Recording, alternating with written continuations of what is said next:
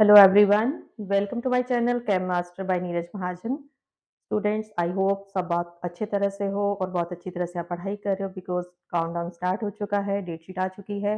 बच्चे आज की वीडियो में मैं आपको केमिकल काइनेटिक्स चैप्टर के कुछ बहुत बहुत इंपॉर्टेंट टॉपिक्स बताने जा रही हूँ, क्योंकि हमारे जो हमारी फर्स्ट बुक के चैप्टर हैं वो इतने ज़्यादा इजी हैं और इतने ज़्यादा स्कोरिंग है कि आप फुल मार्क्स उसमें से हर हाल में ले सकते हो। और आज मैं टॉपिक जो आपको बताऊंगी वो इतने ज़्यादा इम्पॉर्टेंट हैं कि आप जो है फुल के 7 मार्क्स इसमें से स्कोर कर सकते हो। और हमने हर हाल में 7 मार्क्स लेने हैं। जो हमारे फर्स्ट बुक के चैप्टर हैं 5 बहुत ईजी हैं, तो इसके जो हमें मार्क्स डिस्ट्रीब्यूशन हमें पता है, इनमें से तो हमारा एक भी नंबर इधर उधर नहीं जाना चाहिए।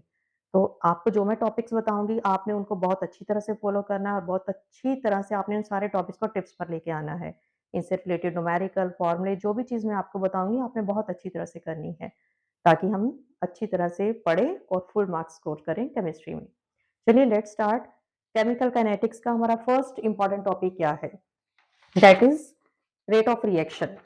हमारे स्टार्ट ही यहीं से होता है। तो रेट ऑफ रिएक्शन क्या है?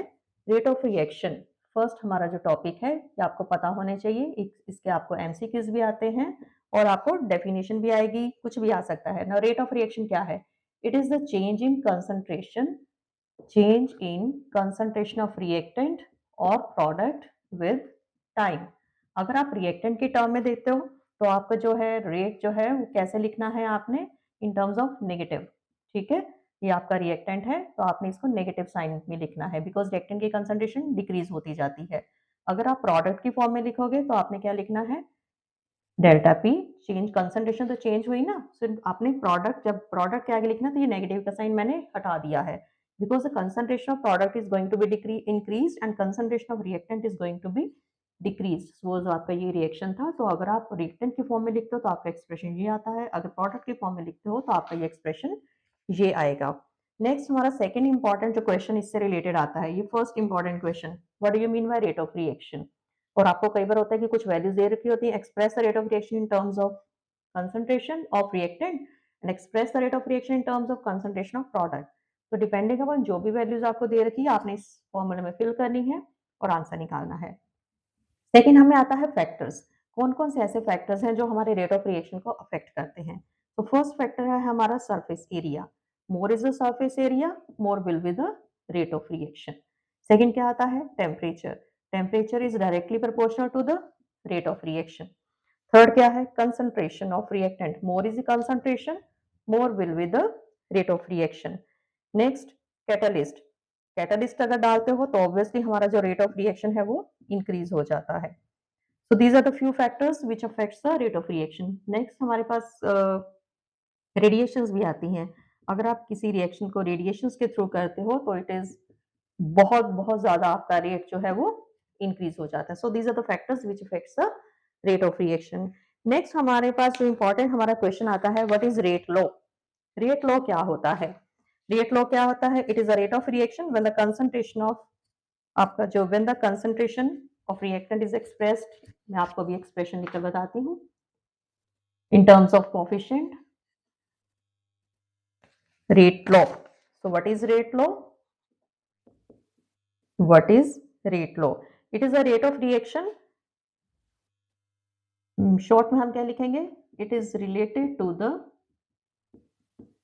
it is related to the concentration of reactant। Each concentration term is raised in the rate law equation। ठीक है, रेट कैसे एक्सप्रेस करते हैं? सपोज ए और बी आपके दो रिएक्टेंट हैं, तो रेट लॉ क्या कहता है? It is related to the concentration. So rate is directly related to the concentration of A as well as the concentration of B. Now rate proportionality के sign को हटाते हो तो ये क्या आता है आपका? K A B. If concentration of A and B it is equal to 1, unity है, देन आपका रेट जो है वो किसके बराबर हो जाता है? के। ये क्या है आपका?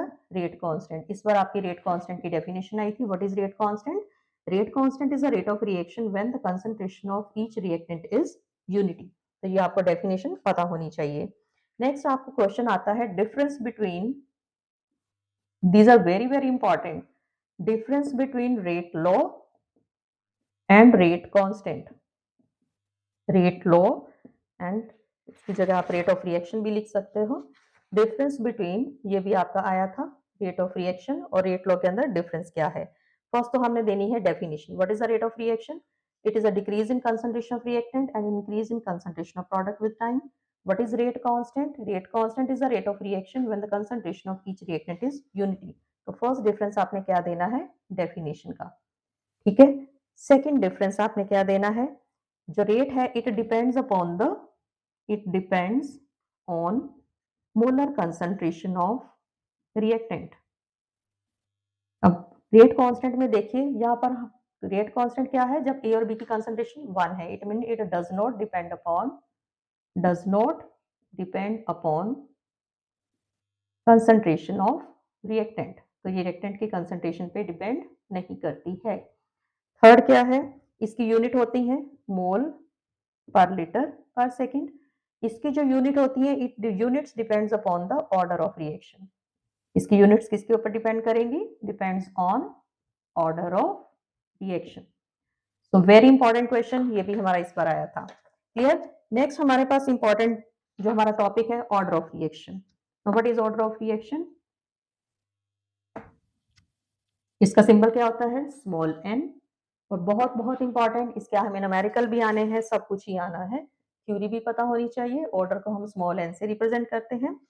It is the sum of the powers to which the concentration terms are raised in the rate law equation. ये हमारी definition है. What is order? It is the sum of the powers to which the concentration terms are raised in the rate law equation. तो suppose मेरे पास एक reaction है, आपको definition समझ में आ जाएगी अगर आप इसको करते हो तो। इसने क्या दे दिया? प्रोडक्ट। अब मैंने इसका ऑर्डर निकालना है। ऑर्डर इज इक्वल टू, अगर इसमें आप रेट, सबसे पहले मैं इसको रेट लिखती हूँ। इसका रेट क्या आ जाएगा? Concentration of A raise to power A, जो कोफिशिएंट है वो क्या बन जाते हैं? पावर्स। ठीक है, ये मैंने लिख दिया। तो n is equal to e plus B plus C. Order क्या हो गया? It is the sum of the powers to which the concentration terms are raised in the rate law equation. So ये हो गया मेरा ऑर्डर। ऑर्डर जो है इसकी कितनी टाइप्स हैं? जीरो ऑर्डर भी हो सकता है, फर्स्ट ऑर्डर भी हो सकता है, सेकेंड ऑर्डर भी हो सकता है, थर्ड ऑर्डर भी हो सकता है एंड फ्रैक्शनल ऑर्डर। तो जितने भी आपके ऑर्डर्स हैं इनके आपने क्या करना है? वन एग्जाम्पल ऑफ ईच, हर एक का एक एक एग्जाम्पल आपको लर्न होना चाहिए। जितने भी आपके ऑर्डर्स हैं इनकी आपकी यूनिट्स के एमसीक्यूज आते हैं। 100% एमसीक्यूज इसका आना है, तो आपको आपके हर ऑर्डर की जो यूनिट है वो पता होनी चाहिए। Very very important. Next important question हमारा ऑर्डर से रिलेटेड आता है, सीडो ऑर्डर रिएक्शन। बेटे ये आपके इतने ज्यादा इंपॉर्टेंट क्वेश्चंस हैं, इनको आपने किसी भी हाल में स्किप नहीं करना है। कुछ भी इनमें से आपने कोई भी क्वेश्चन छोड़ना नहीं है, हर क्वेश्चन आपकी टिप्स पर होना चाहिए। Now pseudo order reaction. Pseudo order reaction क्या होता है? कई बार क्या होता है, हमें रिएक्शन लगता कुछ और है लेकिन उसका ऑर्डर कुछ और ही निकलता है। कई बार हमें लगता है नहीं नहीं ये सेकेंड ऑर्डर का रिएक्शन है, लेकिन जब हम उसको पूरा स्टडी करते हैं तो फर्स्ट ऑर्डर का निकलता है। तो लेट्स स्टडी की सीडो ऑर्डर रिएक्शन आपके क्या होते हैं। लाइक मेरे पास है C6H12O6। ठीक है, ये मेरे पास ये एक चीज थी। हम सुक्रोज का भी ले सकते हैं। चलिए मैंने लिया है C12H22O11। इसकी मैंने कर दी hydrolysis under acidic environment. I get glucose plus fructose. ठीक है, ये मेरा हुआ। The concentration of water is taken in excess, so it becomes unity, constant हो जाती है, सो वी इग्नोर। अगर मैं इसका ऑर्डर चेक करती हूँ तो मुझे ये इसका ऑर्डर कितना नजर आ रहा है? इसका अगर मैं रेट चेक करती हूँ, दो मेरे रिएक्टेंट्स हैं। ठीक है, फर्स्ट ये ग्लूकोज रेज़ टू पावर 1, कुछ भी नहीं है तो 1 ही हुआ। Concentration of water raise to power 1, इसका ऑर्डर अगर चेक करते हो तो कितना आता है? 2। But actually it is of first order reaction. ये आपका very important question. Why it is said to the first order? Because here the concentration of water is taken in very much excess and it becomes unity, constant है, so we just ignore it, and its rates only depend upon, rate depends upon only upon the concentration of sucrose, so it is first order reaction. तो SIDO mean false, गलत हो गया ना, नजर तो second order आ रहा था लेकिन निकला ये हमारा फर्स्ट ऑर्डर का। तो इस तरह से अगर आपको कोई भी ये आ जाए जिसमें वाटर के साथ लिखा हो, जरूरी नहीं है कि आपको यही वाला एग्जांपल आए, कोई भी एग्जांपल ऐसा हो जिस सीडो ऑर्डर का आपको एमसीक्यूज में आया हुआ है कि चूज दिस, तो उसमें आपने अगर वाटर के साथ है तो आपने उसका सीड ऑर्डर पर टिक करना है। क्लियर? नेक्स्ट हमारी इंपॉर्टेंट टर्म है मोलैरिटी। मोलैरिटी क्या है? It is a number of moles participating in the reaction. आप एक रिएक्शन में कितने नंबर ऑफ मोल्स पार्टिसिपेट कर सकते हैं? 1 भी हो सकता है, 2 भी हो सकता है, 3 भी हो सकता है। Unimolecular, bimolecular and trimolecular. अब मोलैरिटी क्या 0 हो सकती है? It can not be 0। क्यों? जब आपको रिएक्शन करने के लिए मिनिमम एक तो चाहिए ना रिएक्टेंट, बिना रिएक्टेंट के क्या रिएक्शन होगा? तो molecularity never be 0। Next, it can't exceed 3। Molecularity 3 से ज्यादा नहीं हो सकती। ठीक है, ये आपके क्वेश्चन आते हैं बिकॉज ये आपका क्वेश्चन आएगा why molecularity can not exceed 3, because the collision between more than 3 are not effective। अगर इफेक्टिव कोलिजन है, उन्होंने तो रिएक्शन देना है, तो 3 से ज्यादा अगर मॉलिक्यूल्स रिएक्ट करते हैं तो उनके जो कोलिजन है वो इफेक्टिव नहीं होते हैं। तो इसीलिए मोलिकुलरिटी जो है वो 3 से ज्यादा नहीं हो सकती। तो ये भी आपने बहुत अच्छी तरह से करना है क्वेश्चन। नेक्स्ट हमारा आ जाता है difference between order and molecularity. Order और मॉलिकुलरिटी में डिफरेंस। तो फर्स्ट आपने क्या देना है? Definition. First difference definition. Second difference क्या दोगे? ये 0, 1, 2, 3 और फ्रैक्शनल होता है। इसमें क्या लिखोगे? It can not be 0, it can not be 0, it can not B fractional, it can not B fractional. ना तो ये 0 होती है, ना ये फ्रैक्शनल होता है।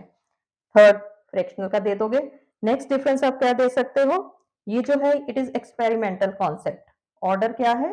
It is experimental concept. और ये क्या है आपका? Theoretical concept. So these are the differences between order and molecularity. So next important जो हमारा question आता है that is the integrated rate equation for the zero as well as for the first order reaction. Very important बच्चे 3 number का numerical हमारा इसमें से आना है। आपको आपके जीरो ऑर्डर, फर्स्ट ऑर्डर इनके आपको एक्सप्रेशंस टिप्स पर होने चाहिए बहुत अच्छी तरह से। आपको इक्वेशन डिराइव करनी तो ऐसे सच नहीं आती है, लेकिन आपको इनके एक्सप्रेशंस पता होने चाहिए, ग्राफ्स पता होने चाहिए। ठीक है। सो नेक्स्ट हमारा इंपॉर्टेंट टॉपिक क्या है? Integrated rate equation. First order के लिए भी और उसके लिए भी, हमारी हाफ के लिए भी। सबसे पहले मैं आपको फर्स्ट ऑर्डर का बताती हूँ। Integrated rate equation for first order, उसका एक्सप्रेशन क्या है? ये इसके आपके न्यूमेरिकल आएंगे, तो आपने बहुत अच्छी तरह से आपने इस फॉर्मूले को टिप्स पर लेके आना है। ठीक है। अगर आपने हाफ के लिए निकालना है, फर्स्ट ऑर्डर के लिए हाफ लाइफ क्या होती है? 0.693 अपॉन के। ये जो आपकी हाफ लाइफ है, ये इसको आप क्या बोलते हो? Half life. Half life is independent, ये भी आपका एमसीक्यू का question, independent of concentration of reactant. ठीक है। अब इससे रिलेटेड हमारा ग्राफ क्या आता है? अगर आपने ग्राफ बनाया है R log R naught upon R के बीच में, ठीक है, ये आपका ग्राफ है। ग्राफ से रिलेटेड क्वेश्चन आते हैं तो कुछ इस तरह से आपका ग्राफ बनेगा। स्लोप की वैल्यू क्या रहेगी आपकी? स्लोप इज इक्वल टू के अपॉन 2.303। ठीक है। तो इस तरह से आपका ये ग्राफ बनेगा। सो ये थी हमारी फर्स्ट ऑर्डर के बारे में। Clear? Next, integrated rate equation for zero order. Zero order के लिए हमारी इंटीग्रेटेड रेट इक्वेशन क्या रहेगी? उससे रिलेटेड आपका क्या न्यूमेरिकल आता है? That is for zero order. ये आपको एक्सप्रेशन जो है वो लर्न होनी चाहिए। It is K is equal to 1/t R naught minus R. ठीक। तो अगर इसका आप ग्राफ बनाते हो, आपने आर और टी के बीच में ग्राफ बनाया है, तो इसमें ये जो है के की वैल्यू क्या रहेगी? Slope, slope of straight line. और ये जो है इंटरसेप्ट, इंटरसेप्ट आपको वैल्यू कहाँ से पता चलेगी? आर नोड की वैल्यू से। तो ये हमारा ग्राफ है, that is for zero order reaction.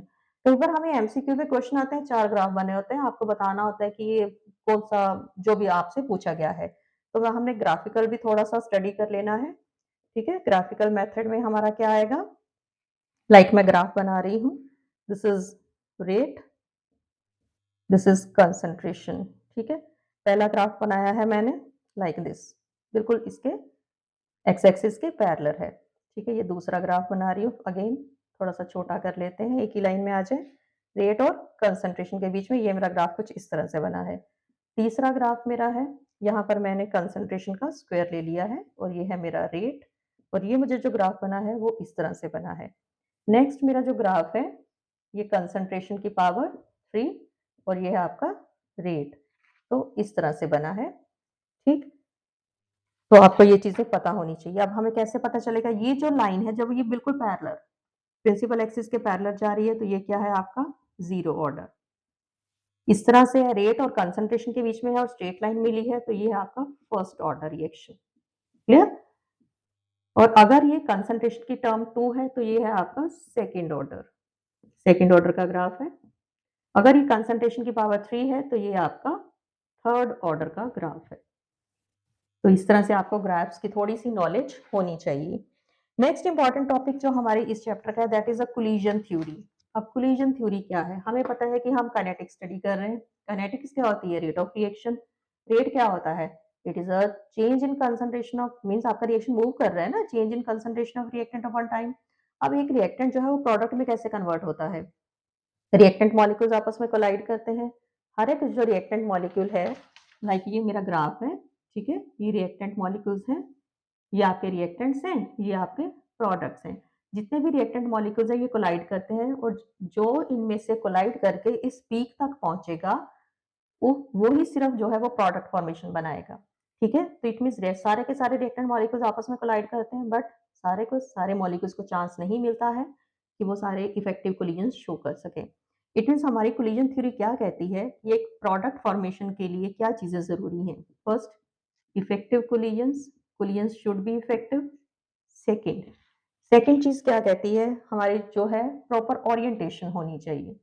अगर ये दो चीजें आपके रिएक्शन में सूटेबल है तो आपका रिएक्शन जो है वो फास्ट होता है। ठीक, सो कोलिजन थ्योरी क्या कहती है, rate of reaction, rate of reaction is directly related to the effective collisions. अगर इफेक्टिव कोलिजन्स हैं ओनली देन आपका जो रिएक्शन है वो आगे बढ़ेगा, नहीं तो नहीं बढ़ेगा। तो जितने भी रिएक्टेंट मॉलिक्यूल्स हैं इनकी कुछ अपनी इनबिल्ट एनर्जी होती है। ठीक है, तो और रिएक्शन फास्ट, कौन सा रिएक्शन फास्ट होता है, जिस रिएक्शन की एक्टिवेशन एनर्जी कम होती है। Low activation energy, fast will be the reaction. Clear? अगर एक्टिवेशन एनर्जी ज्यादा है, slow will be the reaction, आपका क्या हो जाएगा, स्लो। तो एक्टिवेशन एनर्जी क्या है, it is a minimum amount of energy required for the reactant to convert into the product. तो ये थी हमारी कोलिजन थ्योरी। इसके लिए दो चीजें चाहिए आपको, effective collision as well as proper orientation. अगर ये दोनों चीजें हैं तभी हमारा रिएक्शन होगा, नहीं तो नहीं होगा। नेक्स्ट इंपॉर्टेंट टर्म जिसमें से आपका 3 मार्क्स का न्यूमेरिकल आना है that is Arrhenius equation. Very important, Arrhenius equation. और बच्चे इसमें से 3 नंबर का न्यूमेरिकल 100% आपके, हर आप जितने भी पीवाईक्यूज चेक कर लो, कोई भी सैंपल पेपर देख लो, ये न्यूमेरिकल आपको वहां पर आना ही आना है। अब आर्हेनियस इक्वेशन क्या है, it is K is equal to A E minus EA upon RT। So this is our Arrhenius equation. ये आर्हेनियस फैक्टर है, EA एक्टिवेशन एनर्जी है, R आपका गैस कांस्टेंट है, T आपका एब्सोल्यूट टेम्परेचर है। ठीक है, तो ये आपका आर्हेनियस इक्वेशन क्या बताती है, ये जो फॉर्मूला है ये क्या बता रहा है, इट रिलेट रेट कांस्टेंट, ये रेट कांस्टेंट को एक्टिवेशन एनर्जी और टेम्परेचर के साथ रिलेट कर रहा है। Rate constant with activation energy and temperature. अगर आपका रिएक्शन दो डिफरेंट टेम्परेचर्स पर हो रहा है, if reaction is taking place at 2 different temperature, तो आपने एक तो ये एक्सप्रेशन हर हाल में आपको पता होना चाहिए, सारी की सारी चीजें क्या है, ए कांस्टेंट है, ए आर्हेनियस फैक्टर है, एक्टिवेशन एनर्जी है, गैस कांस्टेंट है और टेम्परेचर है। नेक्स्ट जो मैं आपको बता रही हूँ एक्सप्रेशन, ये आपका वेरी इंपॉर्टेंट, इसके आपको न्यूमेरिकल्स आएंगे। लॉ की वैल्यू आपको एग्जाम में दे रखी होगी, so no need to worry about this. EA अपॉन 2.303 R T2 minus T1, T1, T2। Clear? तो ये हमारा आर्हीनियस का एक्सप्रेशन है जिससे रिलेटेड हमें न्यूमेरिकल आना है। आपने किसी भी कीमत पर आपने इसको स्किप नहीं करना है। अगर आप इसको छोड़ के जाते हो ना कि नहीं मुझे नहीं आता, तो इसमें बचे कुछ भी नहीं है। एक आपको ये एक्सप्रेशन लर्न करना है और एक आपको ये, ठीक है? ये आपके 1 मार्क में आ सकता है, एमसीक्यूज़ में आ सकता है और ये आपका 3 मार्क्स का न्यूमेरिकल आना है, ठीक है? तो इसमें से आपको के की वैल्यू भी निकालनी आ सकती है, ईए की वैल्यू भी पूछी जाएगी। अगर ईए की वैल्यू पूछी जाएगी तो आपने क्रॉस मल्टीप्लाई करना है, ठीक? अब हमने ये बोला है कि it relate rate constant with activation energy and temperature. हमें पता है कि अगर आप अपने टेम्परेचर इंक्रीज करते हो किसी भी रिएक्शन का तो उसका रेट जो है वो ऑलमोस्ट डबल हो जाता है। क्यों डबल हो जाता है? Because it is due to the number of effective collisions. जितना आप टेम्परेचर इंक्रीज करोगे, कोलिजन्स बढ़ जाएँगे, मॉलिक्यूल्स उतनी ही ज़्यादा कोलाइड करेंगे और जितना ज़्यादा कोलाइड करेंगे, उतने उनके कोलिजन्स जो हैं वो और इफेक्टिव हो जाएँगे एंड मोर मॉलिक्यूल्स जो हैं they will be get converted into the products. So ये हमारे सिर्फ थोड़े से टॉपिक है काइनेटिक्स में, ज़्यादा लंबा चौड़ा चैप्टर नहीं है। तो इतना सा करके हमें 7 मार्क्स बहुत ईज़िली मिल सकते हैं। तो इनको आपने बिल्कुल अच्छी तरह से फ़ॉलो करना है, कोई भी चीज़ इनमें से आपने छोड़नी नहीं है। बहुत इम्पोर्टेंट चीज़ें हैं ये सारी की सारी जो आपने हर हाल में करनी है। अच्छी तरह से इस वीडियो को देखिए, अपनी कॉपीज़ पर लिखिए, नोट्स बनाइए, न्यूमेरिकल सॉल्व करिए, न्यूमेरिकल सिर्फ एनसीईआरटी। एनसीईआरटी के बाहर आपने कोई न्यूमेरिकल नहीं करना है। मैंने इसकी न्यूमेरिकल्स की वीडियो अपलोड करी है। मैंने इसकी आपकी एमसीक्यूज़ की वीडियो भी अपलोड करी है। तो जब आप उनको वन शॉट वीडियो भी है, तो आप जब ये करो टॉपिक्स तो काइंडली उन वीडियोज़ को भी ज़रूर देखिए, तो आपको डिटेल में नॉलेज इसकी हो जाए। So watch this video and like, share and subscribe my video. Thank you.